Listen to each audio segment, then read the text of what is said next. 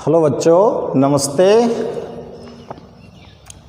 आपने अपने चैप्टर 5 में पिछले वीडियो में 3 प्रकार के लवणों के बारे में पढ़ा था और आज हम उन लवणों को आगे बढ़ाते हैं। तो आज हमारा जो नेक्स्ट लवण है वो है सोडियम हाइड्रोजन कार्बोनेट, जिसको हम बोलते हैं बेटा बेकिंग सोडा, या इसको क्या बोल सकते हैं खाने का सोडा, या फिर क्या बोल सकते हैं मीठा सोडा।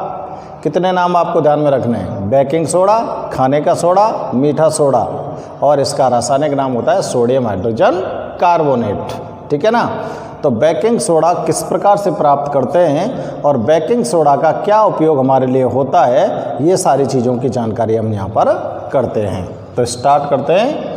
अगला हमारा जो लवण था वो कौन सा है? Baking soda.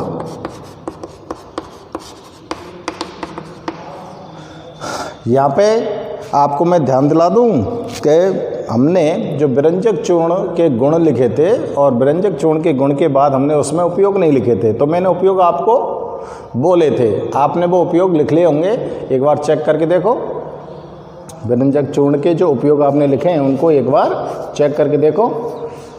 वस्त्र उद्योग और कागज उद्योग में व्यंजन कार्य के लिए, वस्त्र उद्योग और कागज उद्योग में व्यंजन कार्य के लिए। दूसरा उपयोग आपको बोला था मैंने पेयजल को शुद्ध करने के लिए, और तीसरा उपयोग बोला था रोगाणुनाशक और ऑक्सीकारक के रूप में, और चौथा उपयोग आपको एक जनरली बताया था प्रयोगशाला में अभिकर्मक के रूप में। ठीक है ना। ये 4 उपयोग आपको व्यंजक चूर्ण के लिए लिखने चाहिए। आगे बात समझ में? तो अब हम बेकिंग सोडा के बारे में स्टार्ट करते हैं। बेकिंग सोडा क्या होता है? देखो, इसे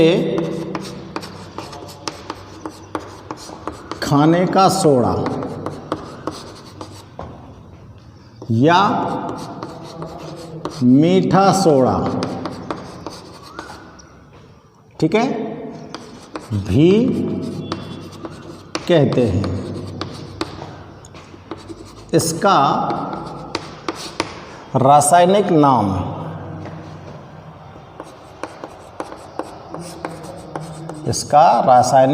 नाम क्या होगा? सोडियम हाइड्रोजन कार्बोनेट तथा सूत्र, इसका जो सूत्र होगा वो क्या होगा? NaHCO3 होता है। ठीक है ना। तो मैंने इसके सारे नाम लिख दिए बेटा। देखो, बेकिंग सोडा हो सकता है, खाने का सोडा हो सकता है, मीठा सोडा हो सकता है, और रासायनिक नाम सोडियम हाइड्रोजन कार्बोनेट हो सकता है, और इसका सूत्र क्या है? NaHCO3। अब देखते हैं हम इसको कैसे प्राप्त करते हैं। ठीक है ना। इसको प्राप्त करने के लिए हम क्या करते हैं कि सोडियम क्लोराइड का उपयोग करते हैं। ठीक है ना। और जो बेकिंग सोडा होता है इसका उपयोग मोस्टली आप कहाँ पर करते हो? जैसे ब्रेड या केक जब बनाते हैं ना, ब्रेड या केक जब बनाते हैं तो उसमें सोडियम हाइड्रोजन कार्बोनेट डाला जाता है, जिसके कारण वो ब्रेड या केक जो होता है, टोस्ट वगैरह जो होते हैं, वो फूल कर स्पंजी हो जाते हैं। फूल कर क्या हो जाते हैं? स्पंजी हो जाते हैं। ठीक है ना। तो देखो इसको खाद्य पदार्थों में मिलाकर गर्म करने पर इसमें से CO2 gas, carbon dioxide gas, ठीक है ना। कौन सी गैस निकलती है इसमें से? CO2 गैस बुलबुलों के रूप में बाहर निकलती है। रूप में बाहर निकलती हैं। जब बुलबुलों के रूप में CO2 गैस बाहर निकलेगी, कोई भी खाद्य पदार्थ में मिलाएंगे तो वो क्या हो जाएगा, फूलकर स्पंजी हो जाएगा। ठीक है ना, जिससे खाद्य पदार्थ फूलकर, जिससे खाद्य पदार्थ फूलकर हल्के व स्पंजी हो जाते हैं। हल्के व स्पंजी हो जाते हैं। जैसे कौन कौन सी चीज़ें ऐसी बताओ, ब्रेड, केक, टोस्ट आदि। और दाल वगैरह बाटी वगैरह में भी खूब मिलाते हो आप लोग खाने के सोडे को। ठीक है ना। अब बेटा देखो इसको किसका उपयोग करके बनाया जाता है। इसे सोडियम क्लोराइड का उपयोग कर प्राप्त करते हैं। तो देखो यहाँ की रासायनिक अभिक्रिया का समीकरण लिखता हूँ बेटा मैं। सोडियम क्लोराइड का उपयोग करके इसको बनाना है हमें, तो इसकी रासायनिक समीकरण देखो, सोडियम क्लोराइड जल ammonia plus carbon dioxide gas, ये 4 पदार्थ आपको मिलाने हैं इसमें। कौन कौन से, सोडियम क्लोराइड, जल, अमोनिया, कार्बन डाइऑक्साइड गैस। सभी पदार्थों को जब हम मिलाते हैं तो हमको NaHCO3 प्लस एक दूसरा पदार्थ NH4Cl प्राप्त होता है। इसको बोलते हैं बेटा हम बेकिंग सोडा, और ये नाम लिखते हैं हम इसका अमोनियम क्लोराइड। इसका क्या नाम लिख सकते हो आप, अमोनियम क्लोराइड लिख सकते हैं। ठीक है ना। ये सोडियम क्लोराइड हो गया, ये अमोनिया गैस हो गई, ये कार्बन डाइऑक्साइड गैस हो गई, ये पानी हो गया। तो सोडियम क्लोराइड के जलीय विलयन में अमोनिया और कार्बन डाइऑक्साइड गैस को प्रवाहित करने पर बेकिंग सोडा और अमोनियम क्लोराइड प्राप्त होता है। अमोनियम क्लोराइड प्राप्त होता है। ठीक है ना। तो अब देखो आप इसको एक दूसरी अभिक्रिया से भी प्राप्त कर सकते हो। दूसरी अभिक्रिया क्या है, इसे सोडियम कार्बोनेट, सोडियम कार्बोनेट के जलीय विलयन में कार्बन डाइऑक्साइड गैस प्रवाहित कर भी प्राप्त किया जा सकता है।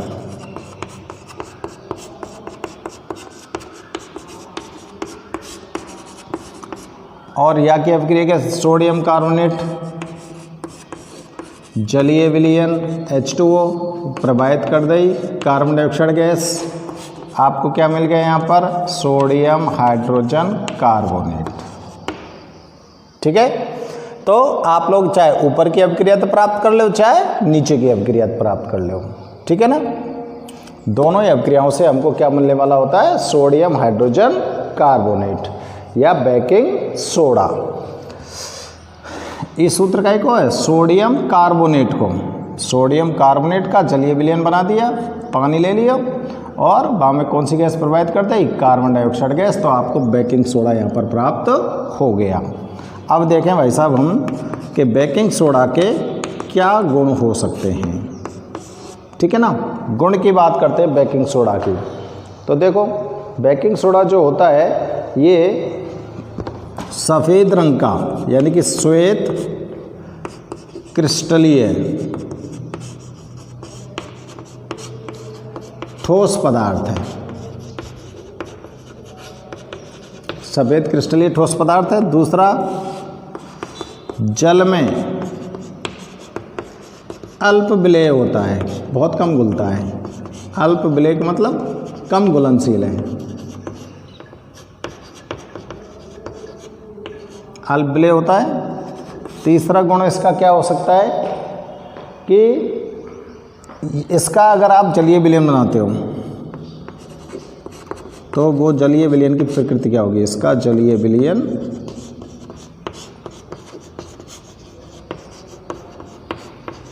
क्षारीय होता है। जलीय विलयन कैसे होगा बेटा, क्षारीय। और क्या गुण हो सकते हैं इसके, अगर यह तुम गर्म करेंगे, इसे गर्म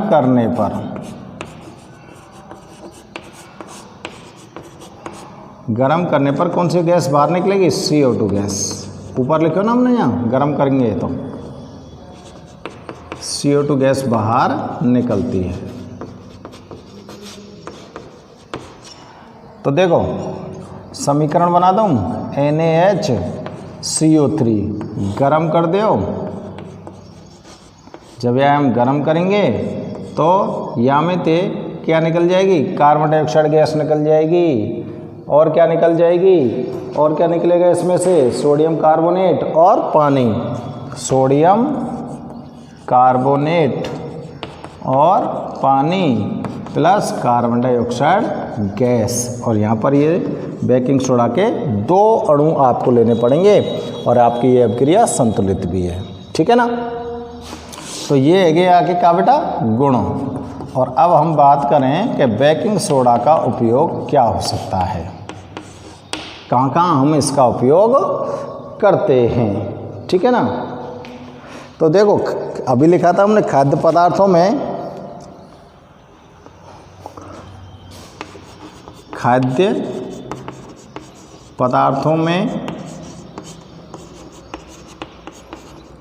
बेकिंग पाउडर के रूप में,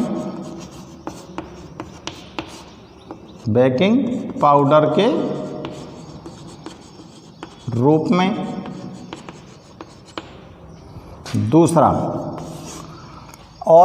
इसका उपयोग क्या कर सकते हैं, देखो सोडा वाटर और शीतल पेय बनाने में। सोडा वाटर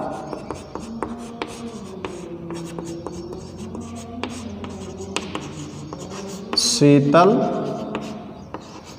पेय बनाने में इसका उपयोग हम कर सकते हैं। और इसका उपयोग कहाँ पे कर सकते हैं, पेट की अम्लता को दूर करने के लिए इसका उपयोग कर सकते हैं हम। पेट की अम्लता को दूर करने में एंटासिड के रूप में,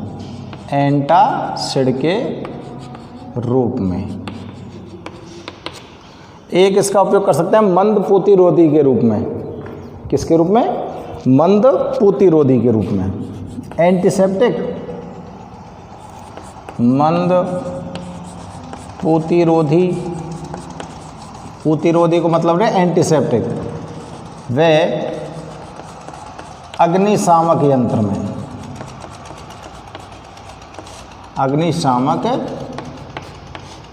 में, ठीक है ना। और एक जनरली लिख दो प्रयोगशाला में अभिकर्मक के रूप में, प्रयोगशाला में अभिकर्मक के रूप में, ठीक है ना। तो ये 5 उपयोग है। देखो खाद्य पदार्थों में बेकिंग पाउडर के रूप में, जैसे आप दाल बनाते हो, बाटी बनाते हो, या फिर कोई भी चीज़ आप खाने की बनाते हो, उसके अंदर जो बेकिंग सोडा डालते हो वो बेकिंग पाउडर के रूप में यूज़ किया जाता है, ठीक है ना। पूतिरोधी का मतलब आपको पता है एंटीसेप्टिक। एंटीसेप्टिक का मतलब जब भी कहीं भी आपके कहीं कोई चोट वगैरह लग जाती है तो वहाँ पर घाव वगैरह में जो चीज़ लगाते हैं वो एंटीसेप्टिक होती है। एंटीसेप्टिक लोशन, जैसे बीटाडाइन एंटीसेप्टिक लोशन होता है। तो ऐसे एंटीसेप्टिक मंद पूतिरोधी का मतलब होता है धीमी क्रिया करता है, ये बहुत स्लो। ऐसा नहीं है कि जैसे तुमने लगाओ तुरंत सही है वो, तो धीमी प्रक्रिया करता है इसलिए। और अग्निशामक यंत्र में आग बुझाने वाले जो यंत्र होते हैं उनके अंदर भी। क्यों आग क्यों बुझा देता है? क्योंकि जैसे ही गर्म होगा तो हम कौन सी गैस निकलेगी? Carbon dioxide gas. और CO2 गैस आग बुझाने वाली गैस होती है। समझ में आ गई बात? CO2 गैस कैसी गैस है? आग बुझाने वाली गैस होती है। ठीक है ना। और पेट की अम्लता को दूर करने में आप लोग जो इनो वगैरह लेते हो ना, इनो फ्रूट लवण जो होते हैं उनका जो निर्माण होता है वो इसी से होता है।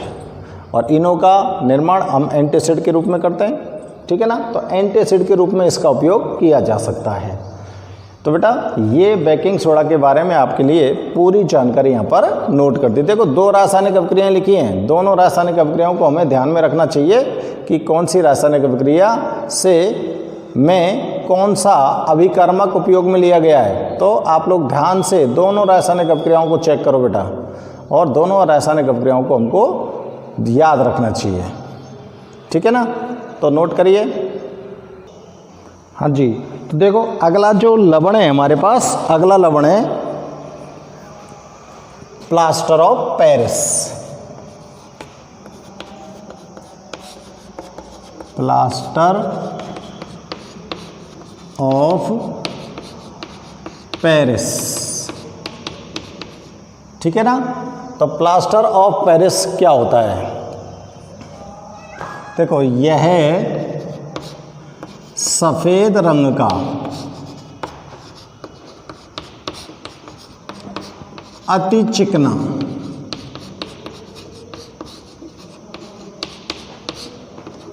पाउडर, सफेद रंग का अति चिकना पाउडर होता है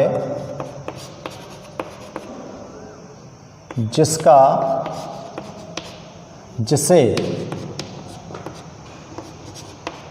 कैल्शियम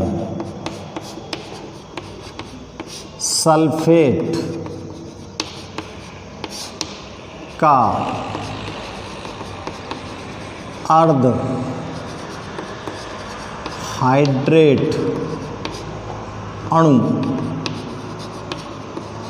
भी कहते हैं।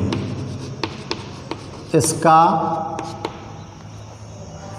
रासायनिक नाम है कैल्शियम सल्फेट का अर्ध हाइड्रेट अणु।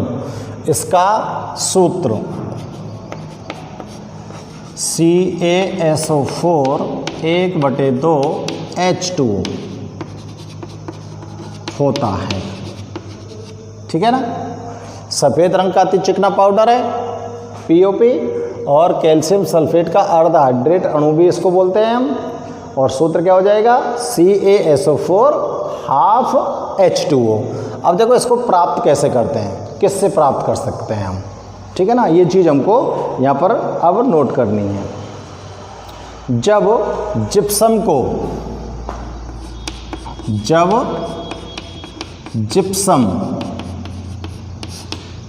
को सूत्र लिख दूँ मैं यहाँ CaSO4 2H2।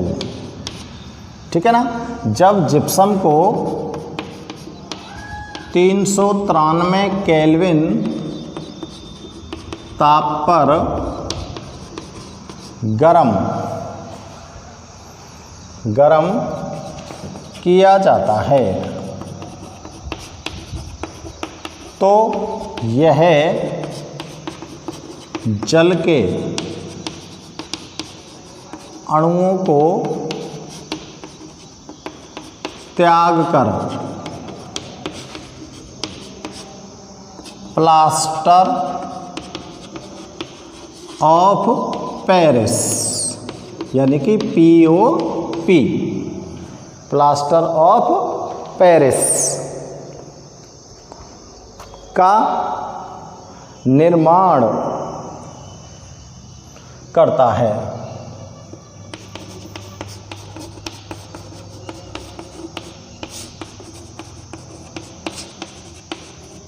ठीक है ना। अब देखो जिप्सम ले CaSO4 2H2 जिप्सम है गई। अब यह जिप्सम में तुम गर्म करो 393 केल्विन ताप पे, तो ये अपने अंदर से देखो इस तरह से लिख रहा हूँ मैं, प्लस 1.5 लिख दो चाहे 3/2 लिख दो H2। इतने अणु 1.5 अणु तो बाहर निकल गो, एक सही 1/2 या 3/2 अणु तो बाहर निकल गए, और ये क्या बच गया आधे अणु के साथ। और इसको क्या बोलोगे आप, POP, यानी कि प्लास्टर ऑफ पेरिस। ठीक है ना, इसी को क्या बोलेंगे हम, प्लास्टर ऑफ पेरिस बोलेंगे। अब देखो अगर तुम यहाँ ज़्यादा देर तक गर्म कर दें, अगर POP को और अधिक गर्म कर दिया जाए, यदि POP को और अधिक का मतलब, यदि POP को और अधिक गर्म किया जाता है, ज़्यादा देर तक गर्म करें, तो यह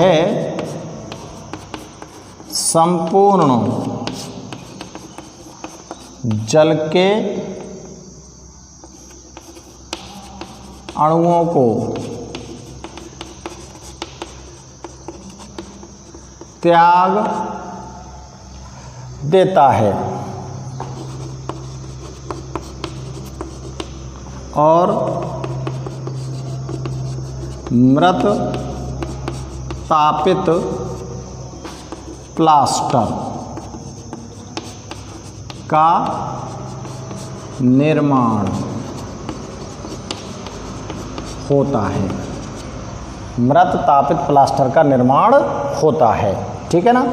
अब देखो कैसे होता है, CaSO4 हाफ H2, ठीक है ना, आधा अणु है ना पानी का, इसको अधिक गर्म कर दिया तो CaSO4 प्लस हाफ H2, ये अलग निकल गो, या तो बोलेंगे हम मृत तापित प्लास्टर। यहाँ में एको पानी को अणु नहीं रहेगो। ठीक है ना, बिल्कुल सिंपल सी अपक्रिया लिख रहा हूँ, जैसी दिख रही है बेसिक वैसे ही। आगे बात समझ में, नहीं तो मैं यहाँ पर इसको पूरा भी कर सकता हूँ। जैसे यहाँ अगर मैं 2 को गुणा कर दूँ तो ये जल को अणु 1 है जाएगा ना, यहाँ पर ये 2 निकल जाएंगे और ये जल को अणु 1 है गो। समझ में आ गई बात। एक पानी का अणु बाहर निकल गो ना, तो आधो भले मत दिखाओ तुम। अब लिखते हैं हम इसके क्या गुण होते हैं, POP के गुण। ठीक है ना, तो देखो बेटा, श्वेत, चिकना, ठोस पदार्थ है,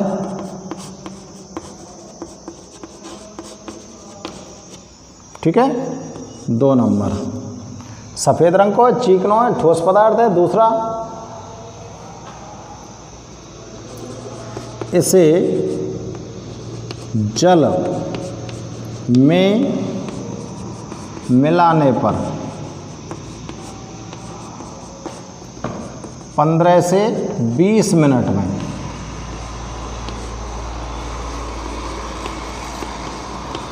ठोस व कठोर पदार्थ में ठोस व कठोर हो जाता है। सीधे लिख दो यहाँ। अगर यहाँ में पानी मिला देता हूँ और पानी मिला के यार थोड़ी सी देर को धर दें तो ये तुरंत ही ठोस और कठोर हो जाओगे। जैसे देखो, ये POP है वो, प्लस पानी ले लियो तो तुरंत ये जिप्सम में बदल जाएगा। ठीक है ना। अब इन्हें मैं संतुलित करके पूरे लिख रहा हूँ बेटा। ये तो है वो जिप्सम में बदल गो और ये है वो का POP। ठीक है ना, तो ये आप लोग ध्यान रखेंगे। अब देखो यही जगह पे ये जो गुण है ना को दूसरों या गुण में तो एक प्रश्न बने, इस गुण में से एक प्रश्न बनता है और वो क्या होता है, कि क्या कारण है कि प्लास्टर ऑफ पेरिस को वायुरोधी बर्तन में रखा जाता है। तो पीओपी को वायुरोधी बर्तन में क्यों रखा जाता है? अगर आप इसको खुले पात्र में रखते हो तो ये वातावरण की नमी, वातावरण के अंदर नमी रहती है ना, नमी के साथ अभिक्रिया करेगा, और नमी के साथ जो अभिक्रिया करेगा, नमी में क्या होगा? पानी होगा। तो वातावरण की नमी के साथ अभिक्रिया करेगा और ठोस व कठोर पदार्थ का निर्माण कर देगा। ठोस व कठोर पदार्थ कौन सा बनेगा? जिप्सम। और पीओपी के जो गुण होंगे वो नष्ट हो जाएंगे, यानी कि आप अब इसका उपयोग पीओपी की तरह नहीं कर पाओगे। समझ में आ गई बात? तो प्रश्न समझ में आ रहा हो ना कि प्लास्टर ऑफ पेरिस को वायुरोधी बर्तन में क्यों रखा जाता है? वायुरोधी बर्तन में इसलिए रखते हैं क्योंकि ये वातावरण की नमी के साथ अभिक्रिया करके तुरंत ठोस व कठोर पदार्थ में परिवर्तित हो जाता है, जिससे प्लास्टर ऑफ पेरिस के गुण नष्ट हो जाते हैं और अब हम इसका उपयोग पीओपी की तरह नहीं कर सकते हैं। और ठोस और कठोर पदार्थ को नाम अगर पूछा जाए तो क्या बनेगा? जिप्सम। अभिक्रिया को समीकरण अगर पूछा जाए तो क्या है? ये वाला समीकरण। और अगर ये पूछा जाए कि पीओपी की जल के साथ अभिक्रिया का समीकरण लिखो तो भी आपको यही समीकरण लिखना है। समझ में आ गई बात? जल के साथ तो अभिक्रिया हो रही है, ठीक है ना। अब बात करते हैं हम पीओपी का क्या उपयोग हो सकता है। तो देखो, चलो मैं यहाँ लिख देता हूँ उपयोग।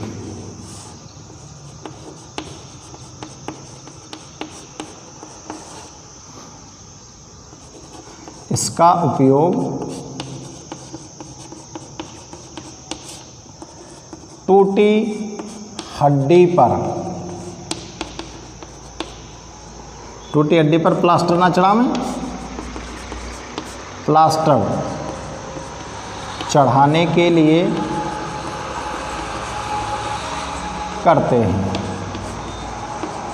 ठीक है ना। दूसरा उपयोग है मूर्ति तथा सजावट का सामान बनाने में, सजावट का सामान बनाने में इसका उपयोग कर सकते हो। तीसरा इसका उपयोग क्या कर? भवन निर्माण में, यानी कि पीओपी ना करवाने के दीवारन पे, या फिर प्लास्टर ऑफ पेरिस से हम भवनों का निर्माण भी करवाते हैं क्योंकि बहुत ज़्यादा मजबूत सीमेंट की तरह काम करता है ये, ठीक है ना। भवन निर्माण में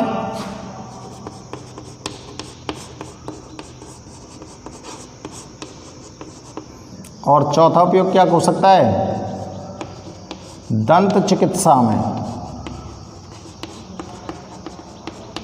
हमारे दांतों के अंदर जब कैविटी बन जाती है ना, दांतों में कैविटी, गड्ढे बन जाते हैं, तो उसके अंदर पीओपी भरा जाता है और पीओपी को भर देते हैं तो आपका दांत एकदम फिक्स हो जाता है उसी जगह पर, ठीक है ना। तो दंत चिकित्सा में भी इसका उपयोग करते हैं। और एक उपयोग और मैं यहाँ पर लिख देता हूँ, अग्निशय ईंट बनाने में, अग्निशय ईंट बनाने में।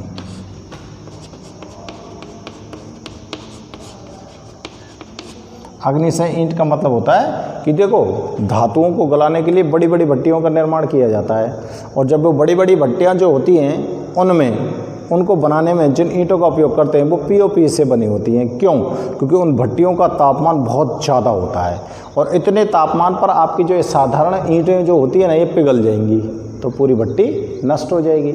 इसलिए उस भट्टी को चलाने के लिए उसमें जो ईंट लगाई जाती है वो किसकी बनी होती है? पीओपी की बनी होती है। तो अग्निशय ईंट बनाने में भी आप किसका उपयोग कर सकते हो? प्लास्टर ऑफ पेरिस का उपयोग कर सकते हैं, ठीक है ना। तो बेटा हमने पीओपी के बारे में पूरी जानकारी आपको यहाँ पर नोट कर दी है। और देखो बेटा, जो भी लवण मैंने आपको इस चैप्टर में पढ़ाने थे वो 5 के 5 लवण आपके पूरे हो चुके हैं, ठीक है ना। पहला लवण पढ़ा था आपने सोडियम क्लोराइड, दूसरा पढ़ा था सोडियम हाइड्रोक्साइड, तीसरा पढ़ा था आपने विरंजक चूर्ण, चौथा पढ़ाया आपने सोडियम हाइड्रोजन कार्बोनेट या बेकिंग सोडा, और एक आपने पढ़ाया क्या? एक पढ़ाया आपने प्लास्टर ऑफ पेरिस। 5 लवण पढ़े। अब इसके बाद हम साबुनीकरण के बारे में बात करेंगे कि साबुन का निर्माण किस प्रकार से किया जा सकता है, ठीक है ना। या फिर एक लवण की बात और कर लेंगे यहाँ पर हम, जिसको हम बोल सकते हैं धावन सोडा। क्या बोल सकते हैं हम? धावन सोडा। कपड़ा धोने का उपयोग करते हैं धावन सोडा में, सोडियम कार्बोनेट होता है धावन सोडा, ठीक है ना। लेकिन साबुनीकरण की प्रक्रिया पढ़ेंगे हम नेक्स्ट वीडियो में, और साबुनीकरण की जब प्रक्रिया पढ़ेंगे तो उसी टाइम पर हम साबुन का निर्माण करेंगे। तो पहले साबुन का निर्माण करेंगे, कपड़ा धोने का सोडा के बारे में आपको बताएंगे, और उसके बाद साबुनीकरण की प्रक्रिया का अध्ययन करेंगे नेक्स्ट वीडियो में, ठीक है ना।